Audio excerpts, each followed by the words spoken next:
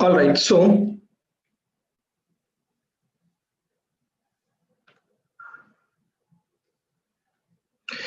a very good morning to everyone.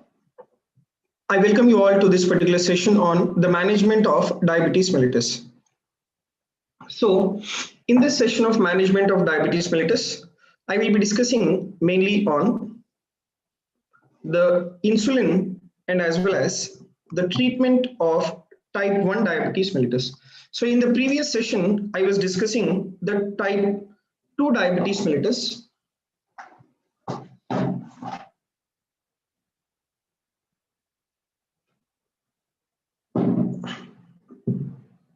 Yes. So in the previous session, I was discussing type 2 diabetes mellitus management, and in type 2 diabetes mellitus management, the first line treatment will be, or either you take type 1 or type 2 diabetes mellitus, the first line treatment will be lifestyle modifications.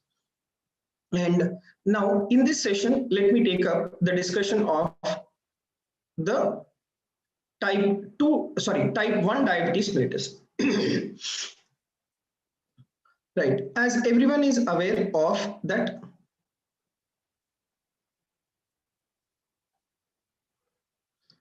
right, as everyone is aware that type 1 diabetes mellitus, it is due to autoimmune destruction of the beta cells.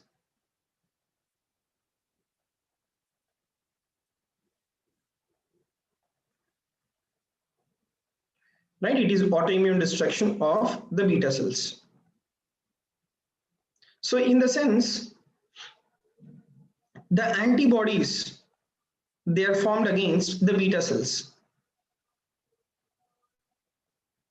Right, antibodies, they are formed against the beta cells. Now thereby, what will happen to the insulin levels?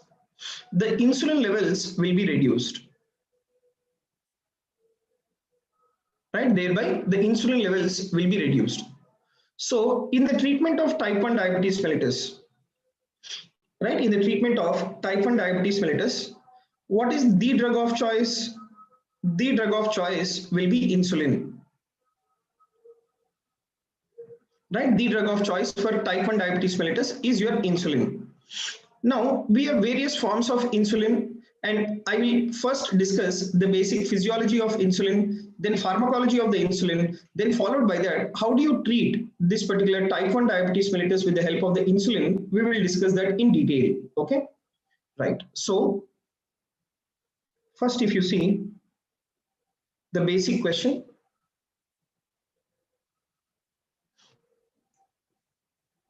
one minute.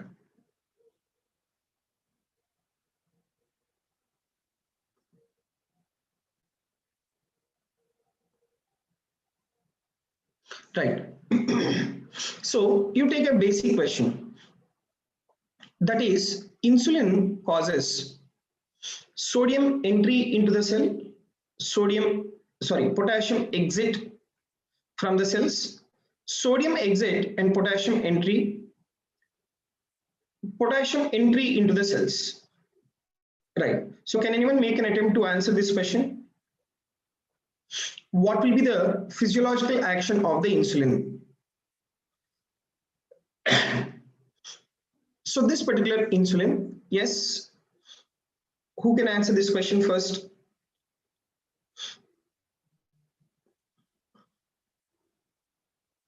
Right. So let me tell you that this particular insulin, it is used in the treatment of hyperkalemia. Right, insulin, it is used in the treatment of hyperkalemia. Now, what does this insulin do? Insulin will send the extracellular potassium, right? It will send the extracellular potassium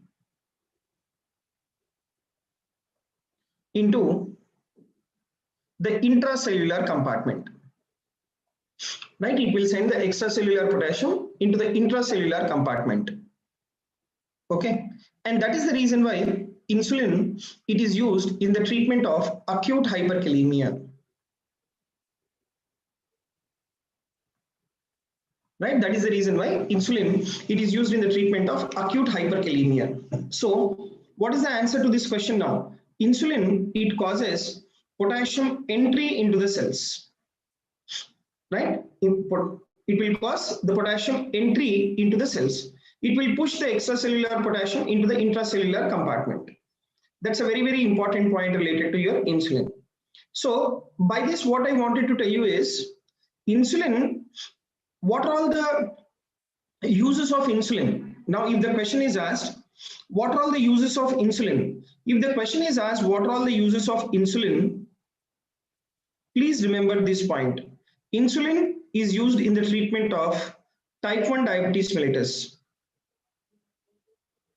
Right? Insulin is used in the treatment of type 1 diabetes mellitus. Insulin, it is also used in the treatment of type 2 diabetes mellitus in acute illness. And the insulin, it is also used in the treatment of hyperkalemia.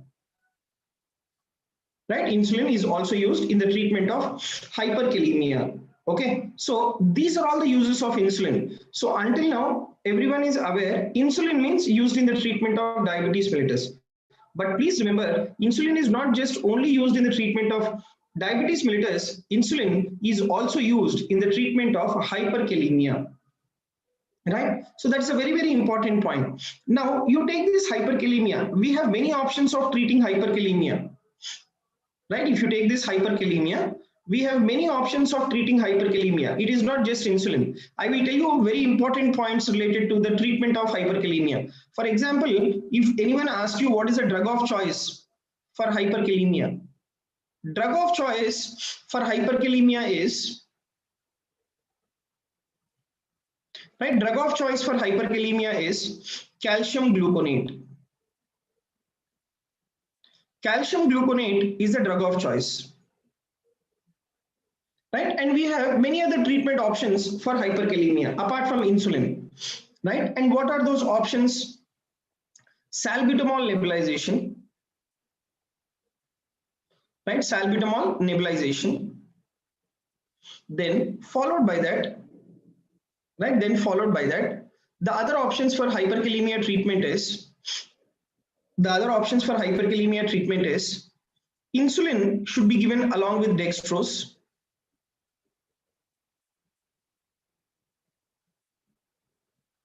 Right, insulin should be given along with dextrose. And the other very, very important point is, the other treatment options for hyperkalemia is, we have the potassium binding resins, and that potassium binding resins, we call it as SPS. Now, what do you understand by the word SPS? SPS is sodium polystyrene sulfonate. Right, sodium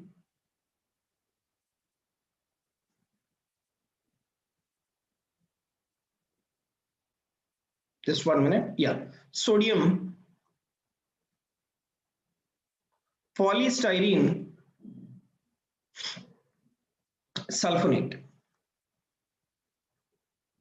Okay, so this is the treatment for hyperkalemia. Like for example, if the individual is having refractory hyperkalemia, can anyone tell me what is the treatment for refractory hyperkalemia? The treatment for refractory hyperkalemia will be dialysis.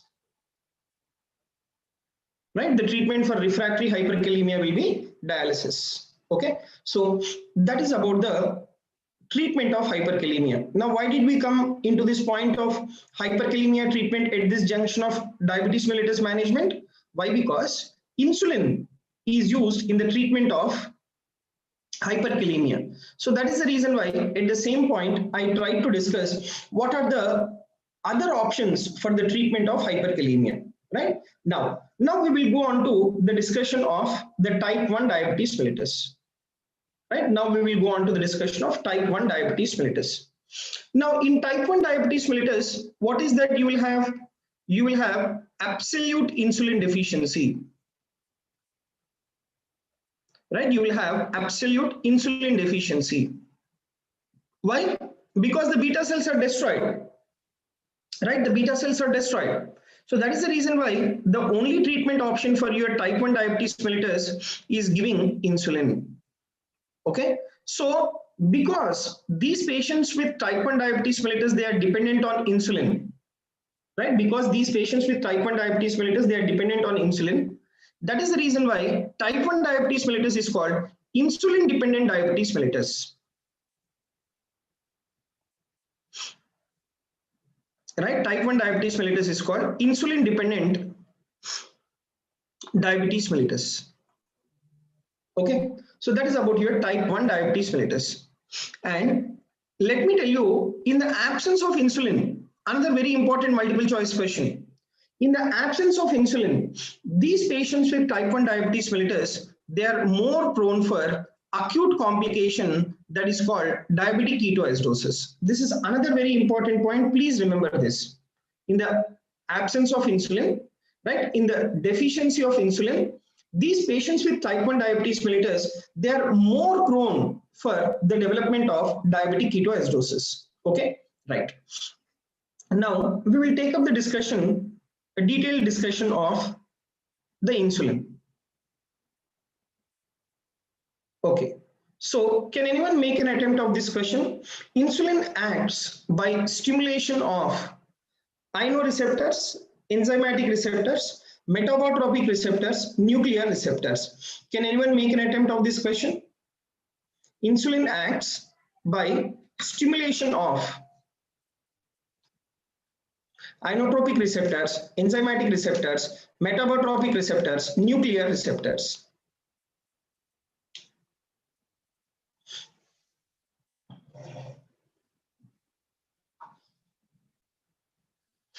Yes.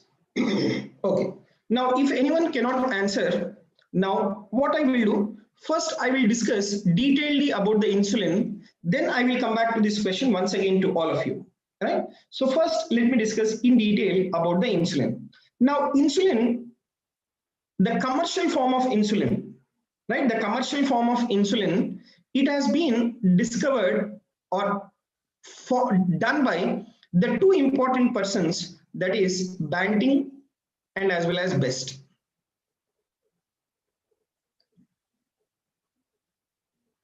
Right? Banting and as well as Best. These two are the very important persons, out of which Banting, remember, he was a fourth-year medical student.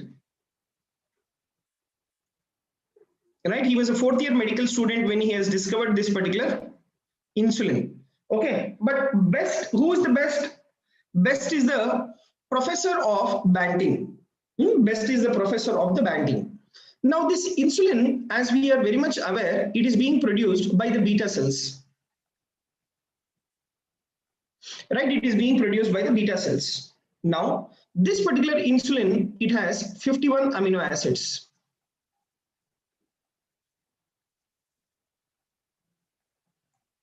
Right, it has 51 amino acids.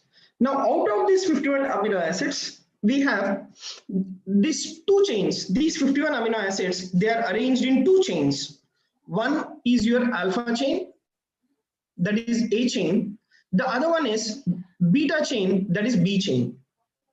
Now you take this alpha chain. Alpha chain, right? Alpha chain, it contains 21 amino acids, whereas beta chain, it contains 30 amino acids. Right? Alpha chain, 21 amino acids, beta chain, 30 amino acids. And these two chains, they are connected by C peptide. Right? They are connected by C peptide. So now what I want to tell you here at this point is, right? What I want to tell you at this point is, whenever the insulin is released, remember this point, whenever the insulin is released, there will be also release of the C peptide as well. Right? Whenever there is release of the insulin, parallelly there will be release of the C peptide also. Now, if you want to measure the insulin levels, right? If you want to measure the insulin levels, insulin, it has a very short T-half, right? Insulin, it has a very short T-half. So that is the reason why you cannot measure the levels of the insulin in our body. So what you have to do, if you want to measure the levels of insulin in our body, we have to measure the C-peptide levels, right? We have to measure the C-peptide levels. But one point that you need to remember is the C-peptide, right? The C-peptide will be there only for endogenous insulin production.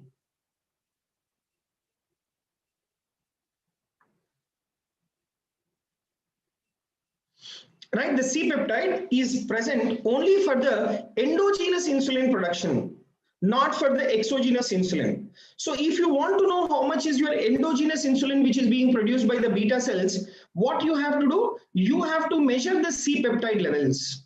You cannot measure the insulin. Why? Because by the time you collect the insulin and send to the laboratory, the insulin, it gets degenerated, because the half-life of insulin is very short half-life. It is only roughly around 3 to 5 minutes, right? It is only roughly around 3 to 5 minutes. Okay, so this endogenous insulin, now it has two chains, alpha chains and as well as the beta chains. Alpha chains, it has 21 amino acids, and beta chain, it has 30 amino acids. And these both alpha chain and beta chains, they are interlinked by the C-peptide, right? They are interlinked by the C-peptide. Okay, right. Now, after having discussed about this, now let me tell you, like, we also have what is called the pork insulin. Now, how is this pork insulin different from the human insulin? Right? How is the pork insulin different from the human insulin? And how is the beef insulin different from the human insulin? Now, the pork insulin, it is different from the human insulin by one amino acid.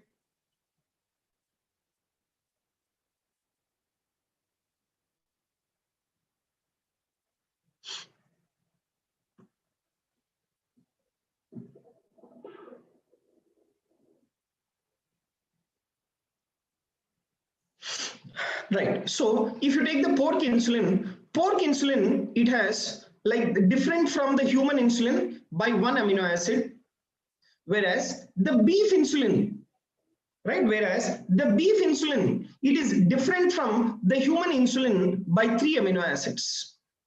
Okay. Both of them are multiple choice questions, right? Both of them, they are the multiple choice questions. Pork insulin is different from the human insulin by one amino acid only. Beef insulin is different from the human insulin by 3 amino acids only. Okay. So both of them, please consider them, they are the multiple choice questions to you.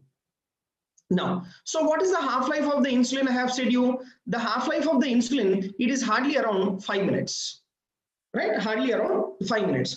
Now, for the release of insulin, right? For the release of insulin from the beta cells, there should be a stimulus, right? There should be a stimulus. Now, the point is, what is that particular stimulus for the beta cells to produce the insulin? The stimulus is in the form of glucose. Right? The stimulus, it is in the form of glucose. So whenever the glucose levels are increased in the body, right? Whenever the glucose levels, they are increased in the plasma or in the serum, right? Whenever the glucose levels are increased in the plasma or increased in the serum, this increased glucose will stimulate the beta cells,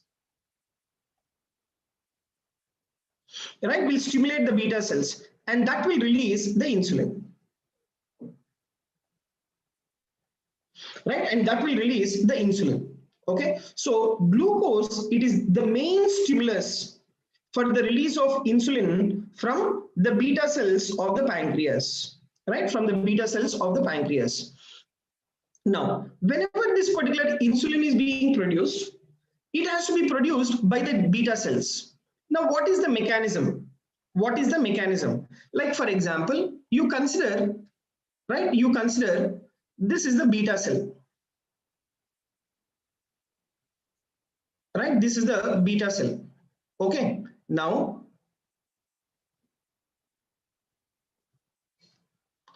this is your potassium channels here, right? We have the potassium channels. Okay, right? Now the potassium, like how is your action potential? In the action potential,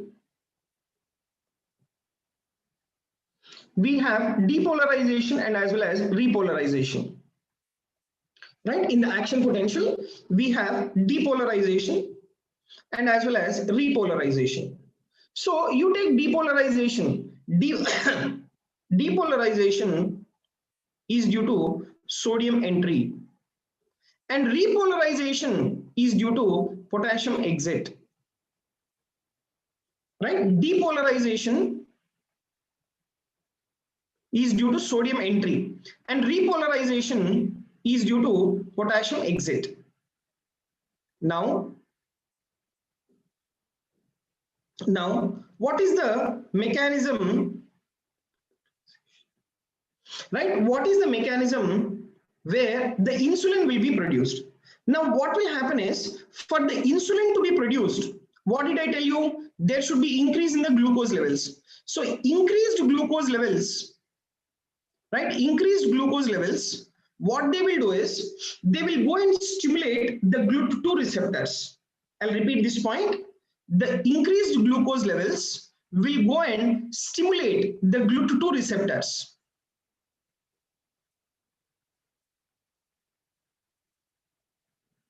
Right? We go and stimulate the GLUT2 receptors. That's a multiple choice question.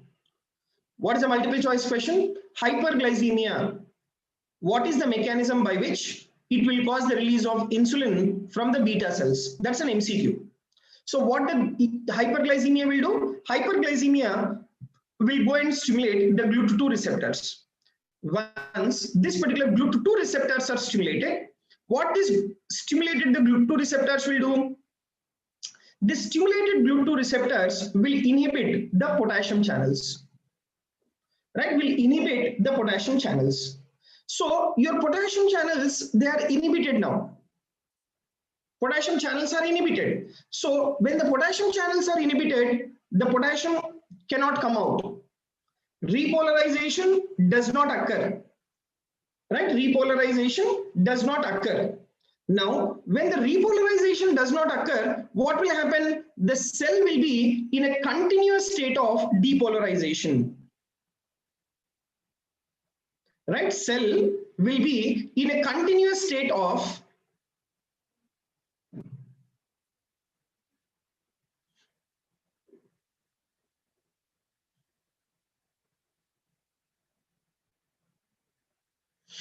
cell will be in a continuous state of depolarization. So when the cell is in a continuous state of depolarization, that is the point when, right? That is the point when the beta cells will produce the insulin. Right? That is the point when the beta cells will produce the insulin. Okay. So that is the mechanism of insulin secretion. I'll repeat the point again. The stimulus for the insulin release is hyperglycemia. Whenever there is hyperglycemia, they will stimulate the GLUT2 receptors. These GLUT2 receptors will inhibit the potassium channels which are present in the beta cells. Once the potassium channels are inhibited, the cell will be in a continuous state of depolarization. When the cell is in a continuous state of depolarization, that is the point when the beta cell will produce the insulin. Right? That is the point when the beta cells will produce the insulin. Okay? That is the mechanism. And not only that, let me tell you another important point. Right? Let me discuss what are the factors which will stimulate the beta cells. Right? What are the factors which will stimulate the beta cells to produce the insulin? That is also a very, very important multiple choice questions. Apart from hyperglycemia, what are the other factors which will regulate the insulin secretion? So remember, insulin, it is definitely a very, very important hormone in our body in order to maintain the blood glucose levels. Okay, so whenever the beta cells, right, whenever the beta cells they are stimulated by alpha 2 receptors.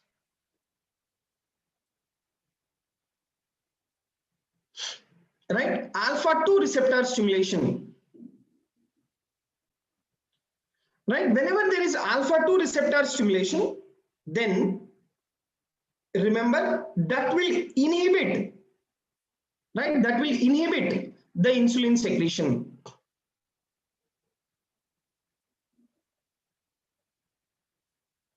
I'll repeat the point again.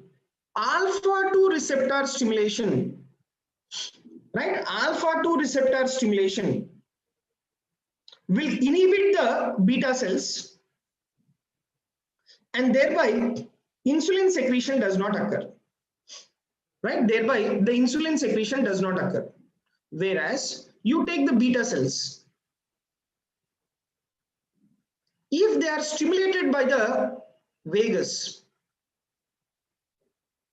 right? Vagal stimulation, right? Vagal stimulation will cause the release of insulin. So both of them are multiple choice questions, right? Both of them, they are the multiple choice questions. What is that? If the beta cells are stimulated by alpha 2 receptors, that will inhibit the insulin secretion. If the beta cells are stimulated by the vagus nerve, that will cause the release of the insulin secretion. So now what is the multiple choice question that can be asked? They will ask, what are the factors which will regulate the insulin secretion? Number 1, hyperglycemia. Number 2, vagal stimulation. Number 3, alpha 2 receptor stimulation.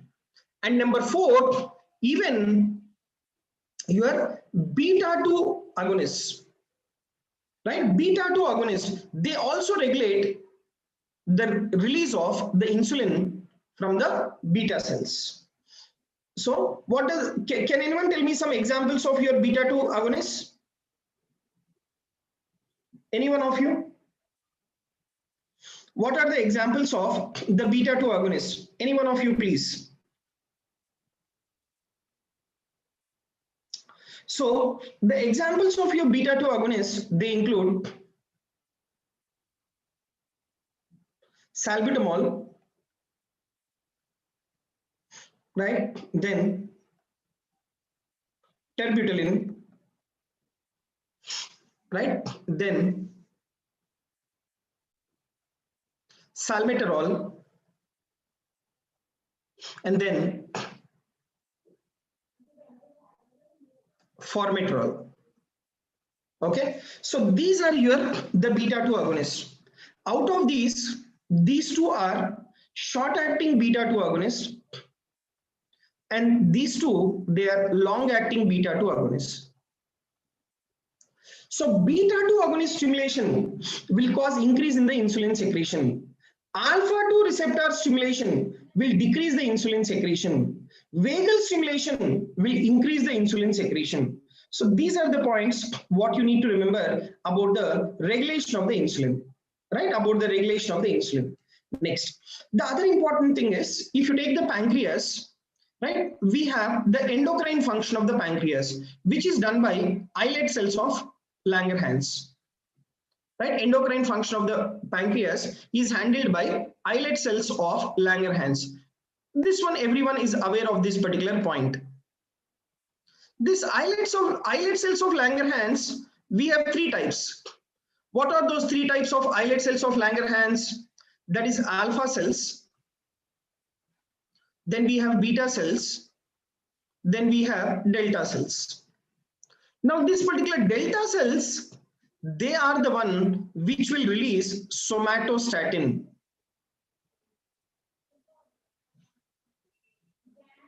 Right, they are the one which will release somatostatin.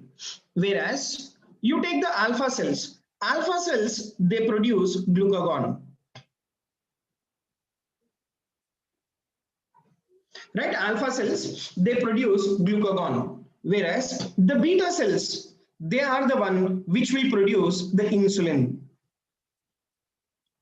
Right, they are the one which will produce the insulin. Out of this, remember the point now. what the glucagon will do? Glucagon will stimulate the insulin release. Right? Will stimulate the insulin release. Whereas you take the somatostatin. Somatostatin will inhibit the insulin release. Right? Somatostatin will inhibit the insulin release. Okay, so glucagon will increase the insulin release, whereas somatostatin, sorry, I have said exactly ulta, I'm very sorry. That's what I said, right? So glucagon will stimulate the insulin release, right? I said correctly only. Somatostatin will inhibit the insulin release. Okay, so that is about the hormones which will regulate the insulin release. That is about the hormones which will regulate the insulin release. Next, the other point is like the other important point area of multiple choice question is the GLUT2 receptors. All the GLUT receptors.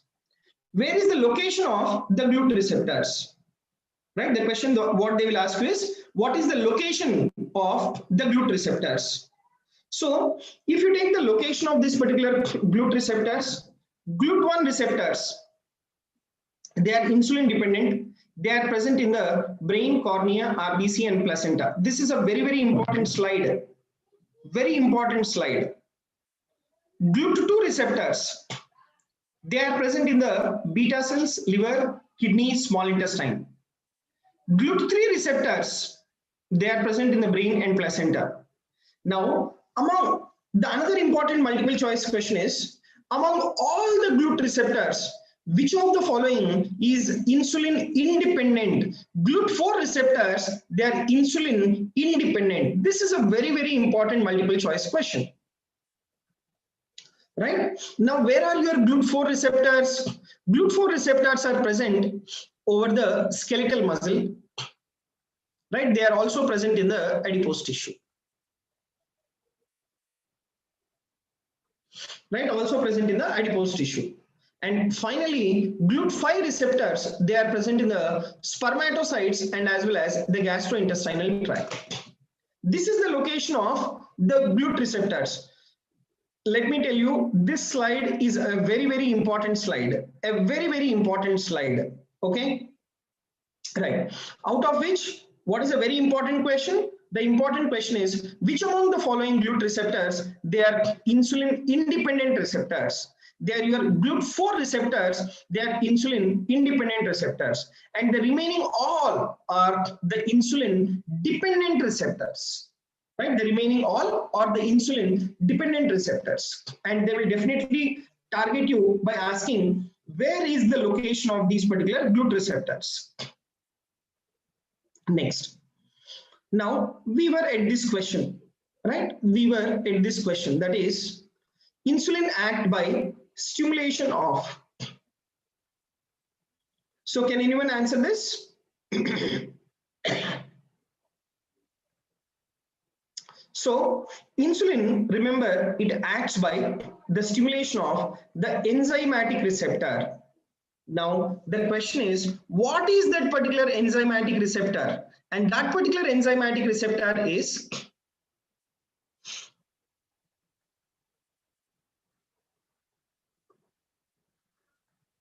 right, that particular enzymatic receptor is the tyrosine kinase receptor. That particular enzymatic receptor is a tyrosine kinase receptor. Okay, so this is a very, very important multiple choice question. So one question we had in the beginning, what electrolyte change can be made by the insulin? What the insulin can do? Insulin can reduce the potassium levels. It will shift the potassium levels from the extracellular compartment to the intracellular compartment. That is what I have discussed in the beginning. Okay, and the next question is,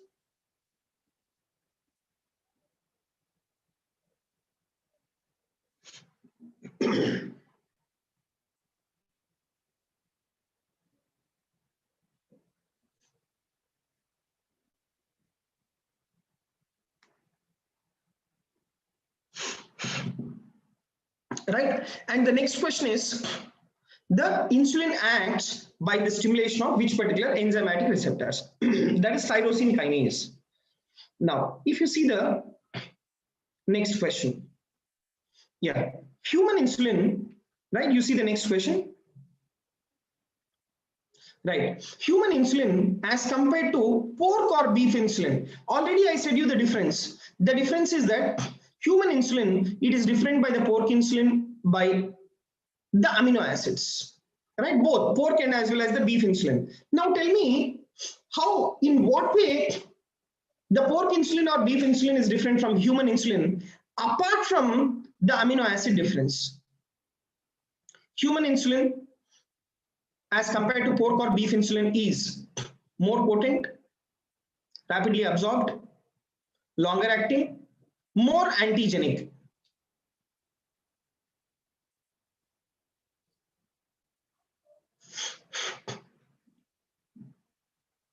Yes, any one of you?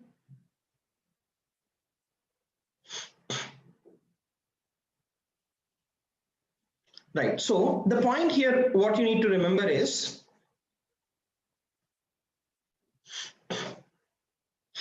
human insulin as compared to pork or beef insulin, right? As compared to pork or beef insulin, it is rapidly reabsorbed.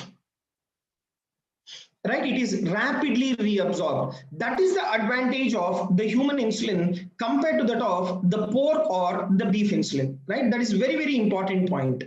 Okay, and not only that, this human insulin, it also has a very short duration of action, right? It also has a very short duration of action.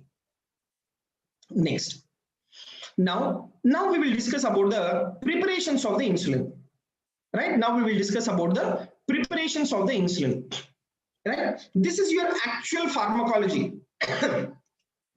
Whatever I have taught you previously was the physiology of the insulin.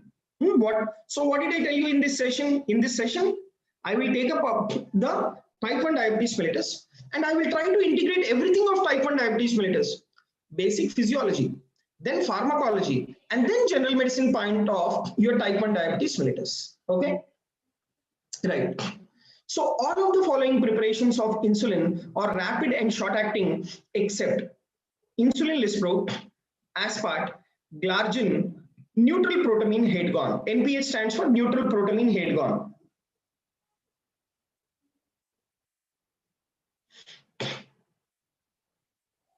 Anyone? All of the following preparations of insulin are rapid and short acting except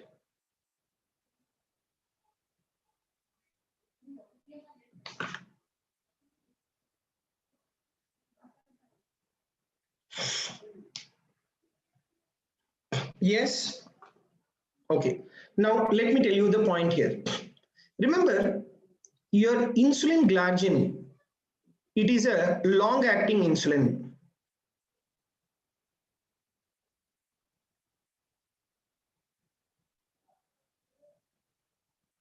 Right? Insulin glargine, it is a long-acting insulin. Whereas you take the other insulins, that is insulin lispro, insulin aspart, insulin NPH, they are your short-acting and as well as intermediate-acting insulins. They are your short-acting and as well as the intermediate-acting insulins. Okay? Right.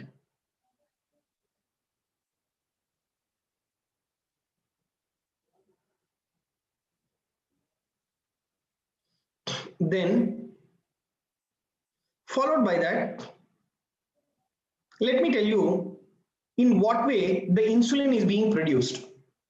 So, the human insulin, it is being produced by recombinant DNA technology. This is another important multiple choice question. Right? Human insulin, it is produced by the recombinant DNA technology. And what is the organism we use for the recombinant DNA technology of the insulin, of the human insulin? We use the organism E. coli. This is another important multiple choice question. Right? So each and every point, whatever I'm telling you, it's an important multiple choice question. So the human insulin is being prepared by recombinant DNA technology, and the organism what we use is the E. coli. And this particular human insulin, whatever is being produced, it will have rapid absorption, right? It will have the rapid absorption, and it has the route of administration is subcutaneous route of administration. Okay, and this particular human insulin, it has a short duration of action.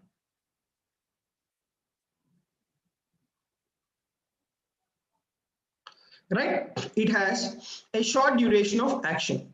Okay, so that is about the human insulin. That is about the human insulin.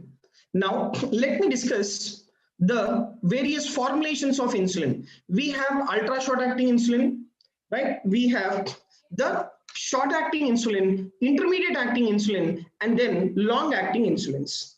Now what are these? What are ultra short acting? What are short acting? What is intermediate acting? And what are long acting insulins? Right, let me discuss all of those.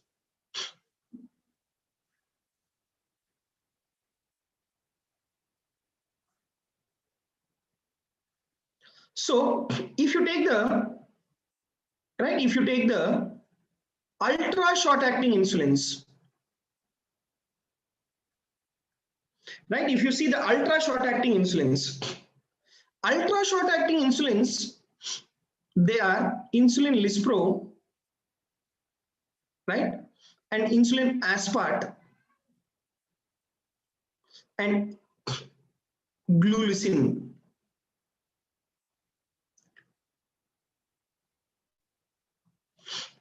Right, insulin lispro, aspart, and as well as glulicin. These are ultra short acting insulins, right? Ultra short acting insulins.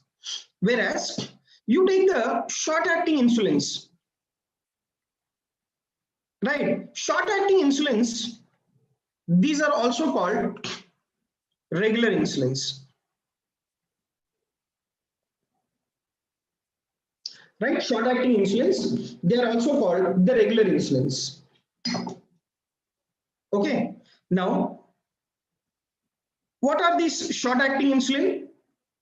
Your human insulin,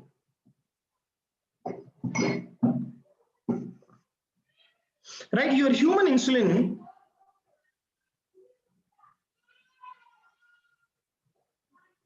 okay, so this human insulin is a short acting insulin, right?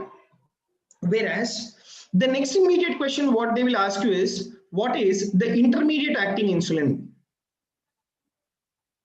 So if you take the intermediate acting insulin, the intermediate acting insulin, that is NPH insulin,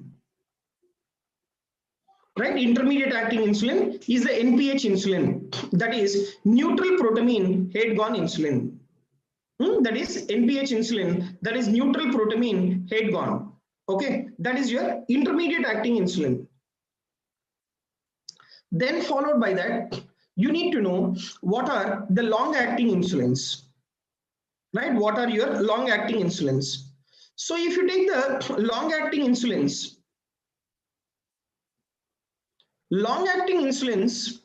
examples what we have is, we have insulin glargine, right? Then we have insulin detimer. Then the longest acting insulin, that is insulin degludec, right? Insulin degludec. So insulin degludec, it is the longest acting insulin.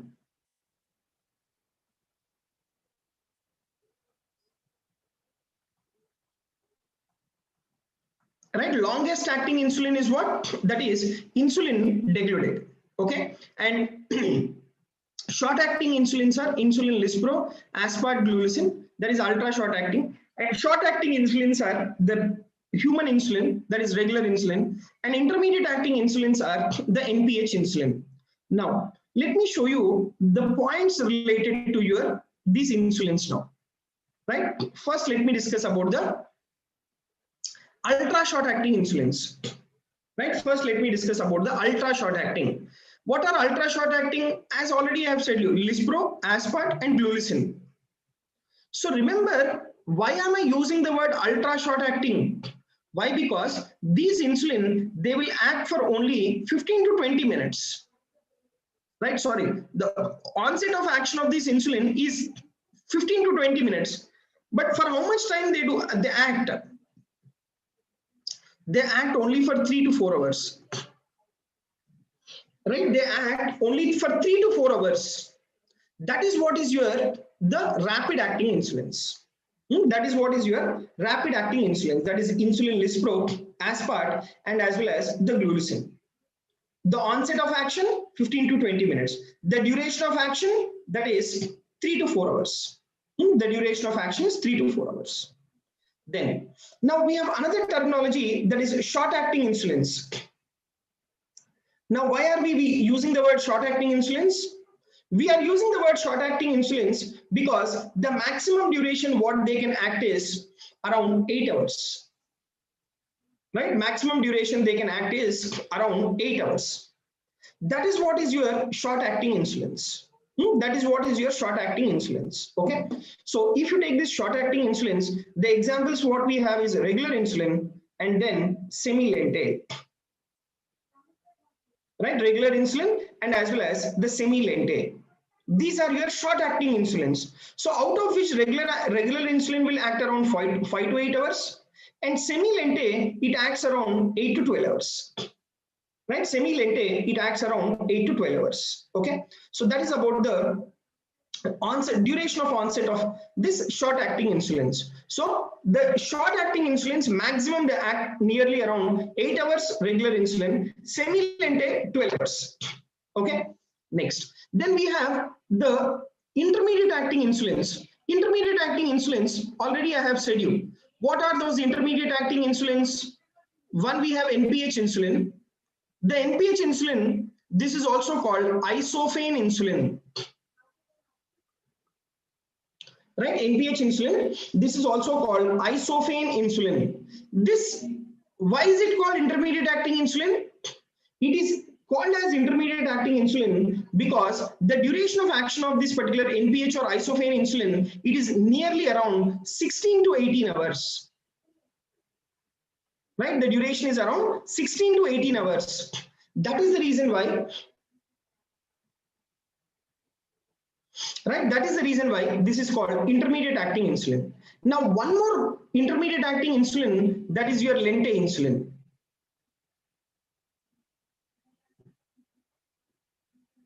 Right? That is your lente insulin. So if you take this lente insulin, it will act for nearly around 16 to 20 hours.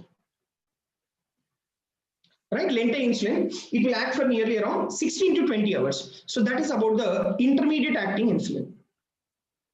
That is about the intermediate acting insulin. Right? Now, followed by that, what are the long acting? Already I have said you, that is insulin glargine, insulin detimer, and we have one more long acting insulin, right? That is ultra lente. Right? That is ultra lente. Okay. So you take all these particular long acting insulins. Long acting insulins, they can act up to 24 hours. They can act up to 24 hours. But if you take the insulin degludec, it will act for nearly up to, right, up to 48 hours.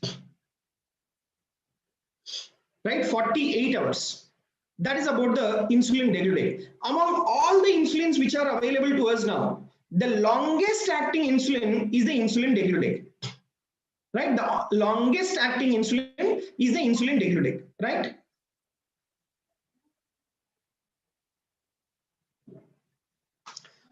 Just 1 minute.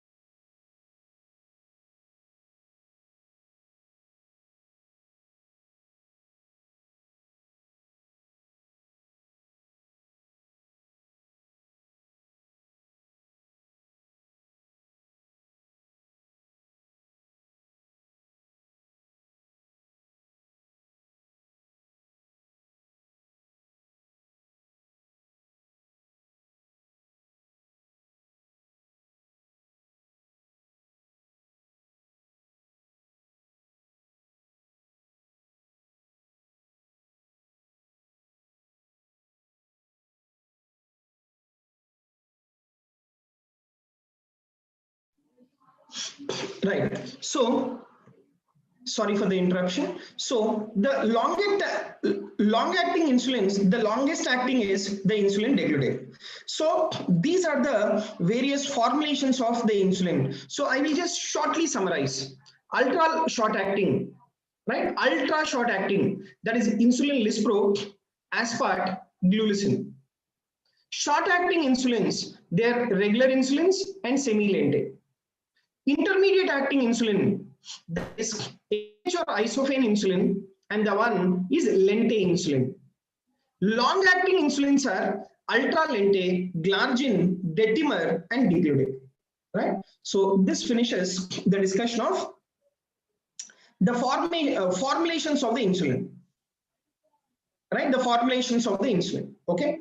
Now, whatever the insulin preparations which are available, right? Whatever the insulin preparations which are available, these insulin preparations, they are available at neutral pH.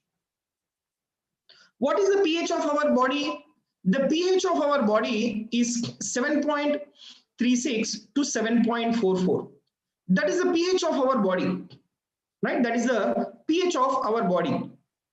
Now, the point, if you see here, the pH at which the insulin preparations are available, the insulin preparations, they are available at neutral pH of 7.2 to 7.4.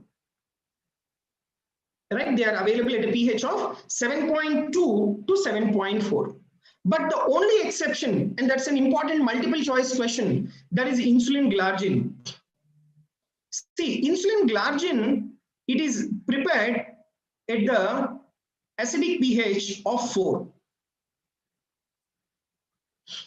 Right? The pH of the glargine, it is prepared at the pH of 4. Okay, that's a very, very important point. Right? Very, very important point. Okay, and that is the reason why, see, because this insulin glargine, right, because this insulin glargine, it is prepared at a pH of 4, this insulin glargine cannot be mixed with any other insulin. Right, cannot be mixed with any other insulin. This is very important point. Why? Because all other insulins, they are available at the neutral pH, but whereas insulin glargine, that is available at the acidic pH. So that is the reason why please don't mix the insulin glargine with the other insulins. Right? Next. Now, the other important points related to the insulin is, yeah, so this was the question, like what I was asking you, right? All of the following preparations of insulin are rapid and as well as the short acting, except, so what is that? That is your glargine, right? That is your glargine. So this completes the discussion of the insulin preparations, right? So with this, I will wind up this particular session. In the next session, I will take up how to dose the insulin. What is the dosage of the insulin you will give to the children? That we will take up in the next session. All right. So thank you very much and see you in the upcoming sessions.